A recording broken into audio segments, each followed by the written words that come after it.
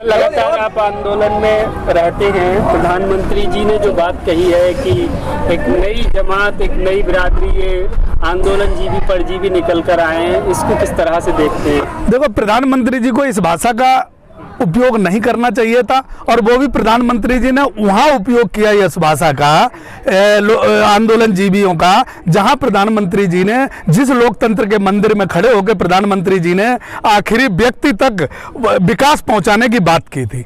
और उसी लोकतंत्र में के अंदर प्रधानमंत्री जी अब भाषा को बदल गए। प्रधानमंत्री जी अब बोल रहे हैं कि ये जो बैठे हैं ये आंदोलन जीवी लोग हैं। तो प्रधानमंत्री जी, मैं ये आपको बता देता हूँ कि आपकी 2 सीट से और आज 350 सीटों पे हो तो ये आंदोलन के ही जरिए आप पे लोगों ने भरोसा किया। आप जब माननीय अटल बिहारी वाजपेयी के साथ थे तब भी आप आंदोलन करते थे, और जब आडवाणी साहब के साथ रथ यात्रा करते थे तो वो भी आंदोलन था। प्रधानमंत्री जी, जब आप लाल किला, नकली लाल किला लगा के और जब विपक्ष को, सत्ता पक्ष को उस टाइम गालियां देते थे, वो भी आंदोलन हुआ करता था। तो मैं प्रधानमंत्री जी, ये लोकतांत्रिक भाषा नहीं, ये किसान और देश के जवान और मजदूर का अपमान है, लोकतंत्र का अपमान है, संविधान का अपमान है। प्रधानमंत्री जी को गंभीरता से सोचना चाहिए इस बात पे, और दोबारा इस बात पे जरूर कोई 2 शब्द बोलने चाहिए, या ट्वीट वाले प्रधानमंत्री जी को ट्वीट करना चाहिए। ये देश के जनता का अपमान है, 70 करोड़ किसानों का अपमान है। बड़े ढाके लगाकर उन्होंने ये बात कही थी, और नहीं लगता है इस बात से कि वो उन्हें आंदोलनों से दिक्कत होने लगी है, वो चाहते हैं आंदोलन ही ना हो। उनने जो गुजरात मॉडल क्या होता है, ये गुजरात मॉडल आप यहाँ डेवलप करना चाहते हैं। गुजरात मॉडल में यही था कि जितना गरीब है उसे और गरीब कर दिया, अमीर है उसे और अमीर कर दिया।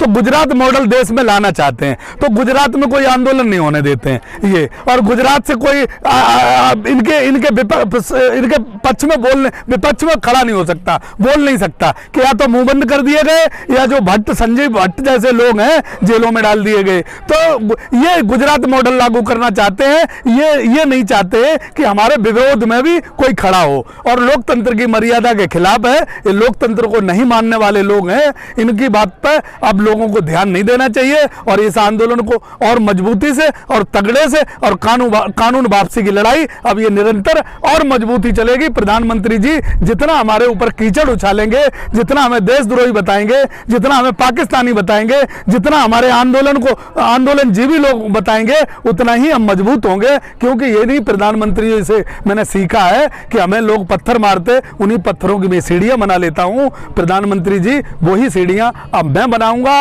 अगर ये कानून वापसी की चर्चा हो रही है, अगर नहीं मानोगे तो सत्ता वापसी की भी चर्चा हो सकती है, और आपको ये कानून वापसी करना ही पड़ेगा। आपके सामने दूसरा कोई विकल्प नहीं है। लेकिन कल जिस तरह से राज्यसभा में प्रधानमंत्री जी बोले कि लोगों को आंदोलन खत्म करना चाहिए, उन्हें घर चले जाना चाहिए, बातचीत हम करेंगे, मैं फिर न्योता दे रहा हूं, तो ऐसा लग रहा है कि कानून तो वापस नहीं करने के लिए। देखो, ये मुझे ऐसा लग रहा है कि हमारे प्रधानमंत्री जी क्या करते हैं, प्रधानमंत्री के पद पर उनको गाइड कौन करता है, उनको जो सलाह देने वाली एजेंसियां हैं, वो एजेंसियां कौन हैं, कहां से डेवलप होती हैं। और वो एजेंसियां अगर गुजरात से आई हैं, उन्होंने सबका हेड गुजरात के लोगों को बना दिया, तो वो अब ऐसा ही होगा। क्यों? देखो, नोटबंदी का क्या मतलब हुआ, नोटबंदी का देश को क्या फायदा हुआ? जो इन्होंने 50 दिन का टाइम मांगा था, उसका क्या फायदा हुआ? 0, है ना। जीएसटी के देश को क्या फायदा हुआ? 0। और ये कोरोना में जो इन्होंने इतना बड़ा लॉकडाउन की बात की थी, एकदम देश को बंद कर दिया, उसका क्या फायदा हुआ था? 0।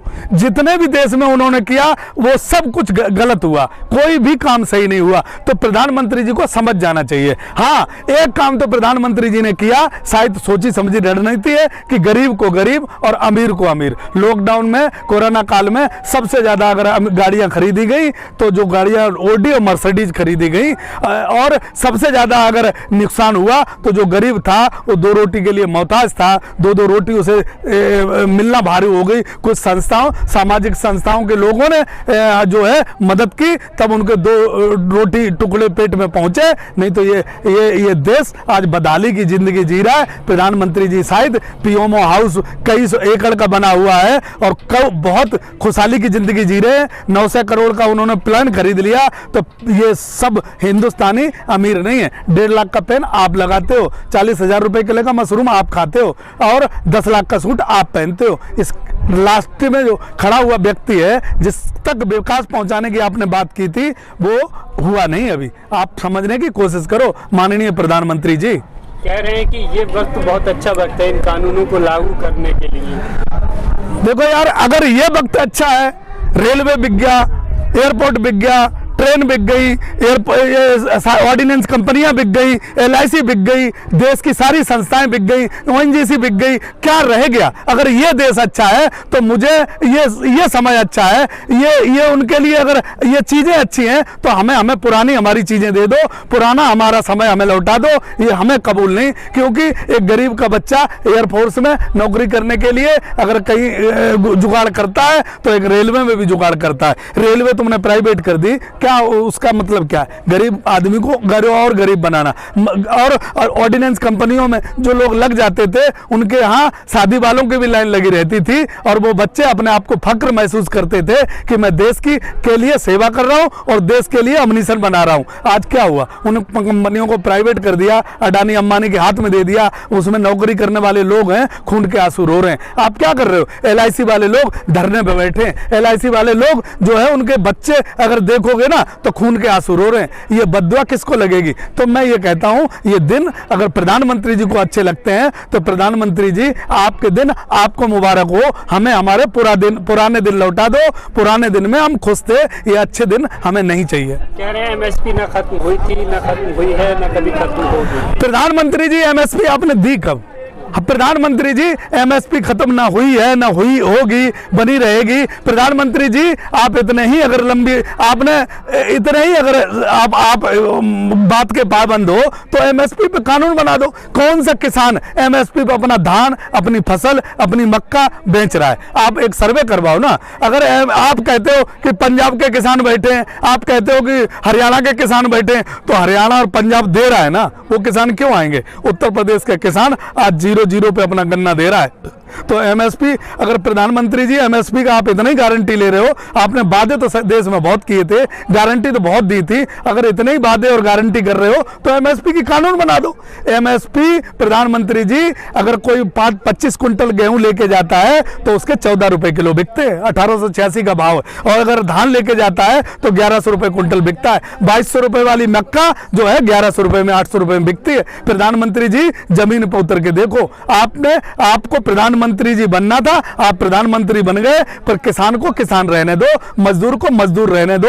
आपने इस देश को बहुत झटका दिया है, बहुत देश को धोखा दिया है और देश के लोग खून के आंसू रो रहे हैं। किसान मौत के मुंह में जाने को तैयार खड़ा है। ये देश खुशहाल नहीं है। प्रधानमंत्री जी, जब से आप आए हो, देश रो रहा है, खून के आंसू। किसान के कभी घर में जाके रोटी देखो, जब चुनाव होता है तो आपके लोग झुग्गियों में घुस जाते हैं उतनी देर के लिए। अब किसी के यहाँ कोई जाके देखता है कि क्या स्थिति है? कोई कुछ नहीं देखता है। प्रधानमंत्री जी, जो आप बोले हो, एक बार उस पर विचार करना और सोचना कि आपने किसान के और देश के मजदूर के हित में नहीं बोला, बल्कि आपने अपमान किया है।